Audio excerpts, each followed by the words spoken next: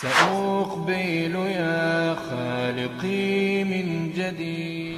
وعن ابن مسعود رضي الله عنه قال: سمعت رسول الله صلى الله عليه وسلم يقول: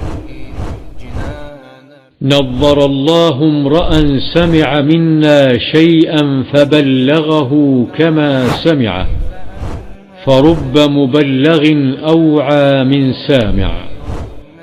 رواه الترمذي وقال: حديث حسن صحيح. بكل الورى والعبيد أتيتك يا خالقي باكيا، ودمع الأسى كل حين يزيد، فقد قلت في الآي لا تقنطوا، وإن تعف عني فذا يوم عيد.